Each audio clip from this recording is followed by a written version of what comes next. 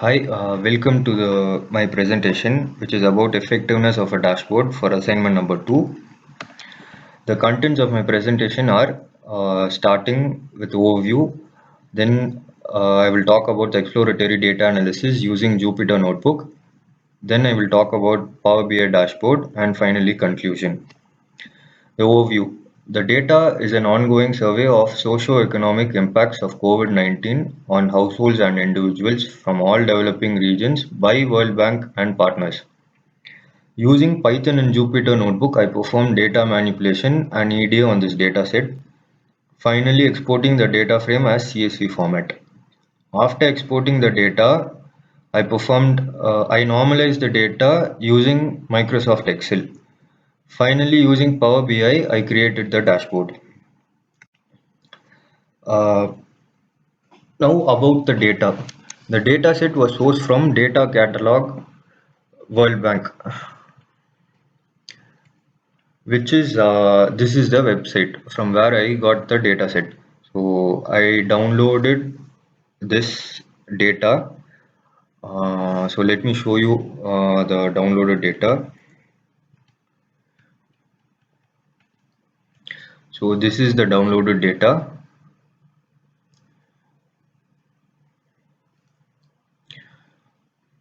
So so this data has 101,805 rows and 29 columns. It contains harmonized indicators created from high frequency phone surveys and over 120 indicators in 16 topic areas, including education, food security, income, safety nets, and others. Now moving on to the exploratory data analysis part, this I will show you in Jupyter Notebook. So I started with importing the required libraries, namely pandas, numpy, matplotlib, pyplot, seaborn, and missing no. This missing no, I used it for analyzing my null values. Then I imported my data set. So my data set had many sheets. So after importing the Excel file, I analyzed the sheet names and I chose which sheet I needed, which is the harmonized indicators, that is number 2. So I imported the harmonized indicator worksheet as DF. This is the preview of the data. Um,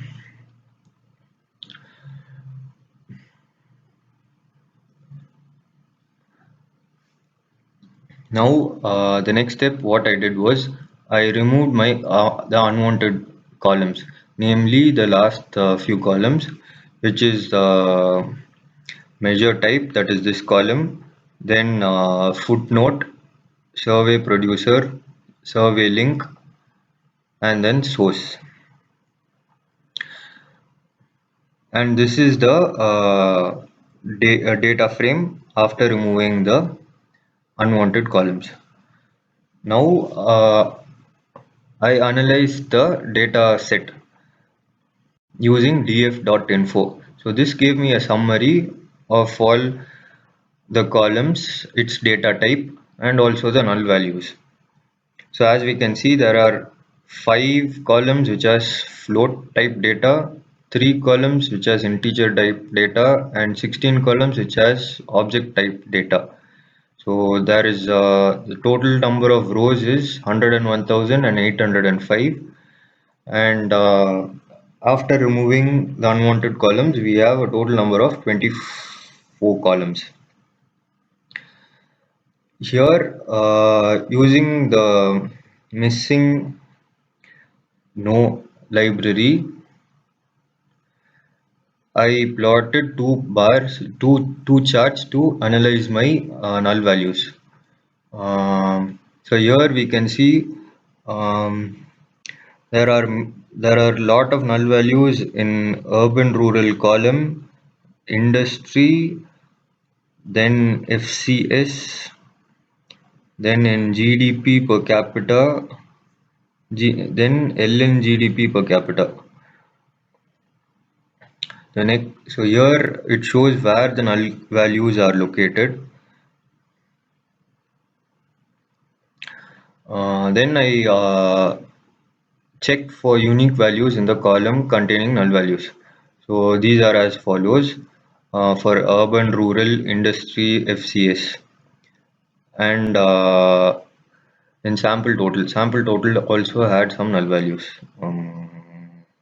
Yeah, it had some 4 null values. So after analyzing the null values, I appropriately inserted values into to fill those null values. And after filling those null values, I again checked my data set. So here we can see it is all been there are no null values in the urban, rural, industry, and sample total columns.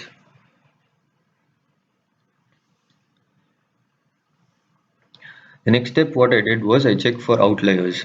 So for this I used the box plot. Um, while checking the outliers for all the indicators using box plot, uh, only these indicators had major outliers.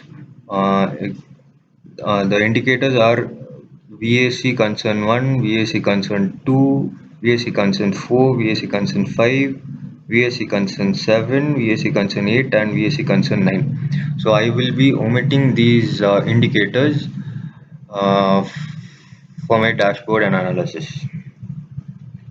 Finally, I use the df.describe code to give me a descriptive statistics about the data. So here we can see the indicator values. So it has an arithmetic mean of 44.78, and the value ranges from 0 to 66,878, and 75% of the data has a value which is 78.45 or less. And the sample total, here we can see the mean value is 1832, and a minimum value is 288, and the maximum value is 46,053, and 75% of the data has values 2037 or less. Finally, I exported my data set to a local drive as .csv.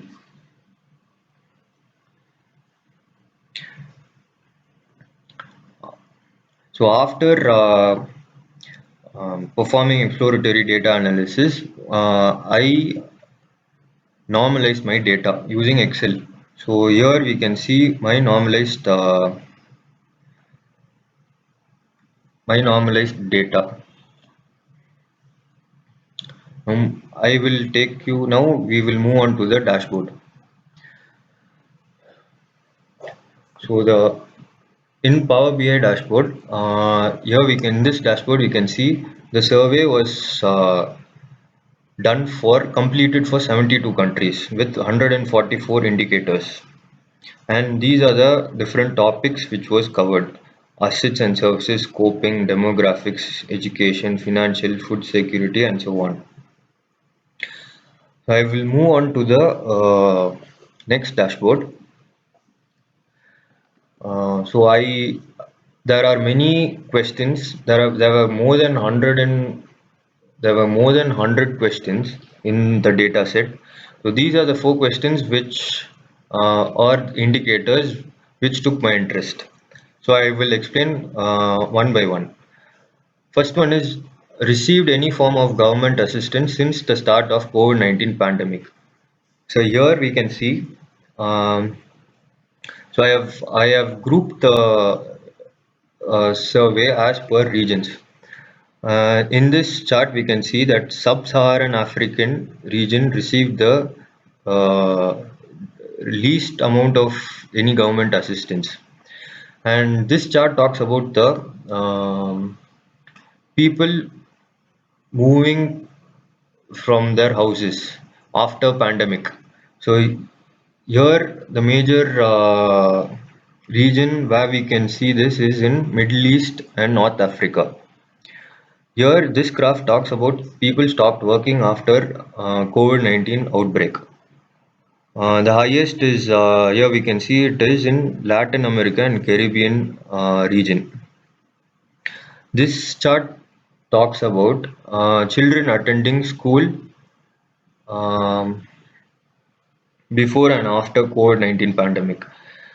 Uh, in almost all regions, we can see that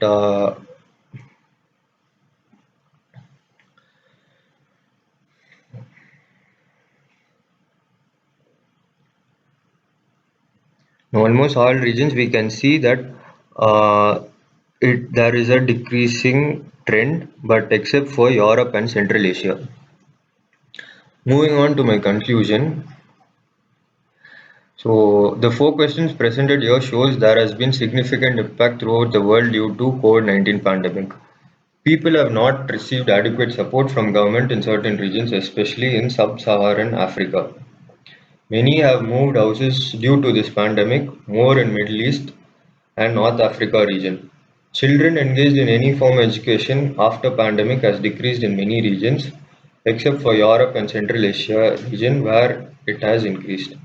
Many have stopped working due to this pandemic. The highest percentage of respondents was in Latin America and Caribbean region, approximately 47%. With this, I conclude my presentation. Thank you.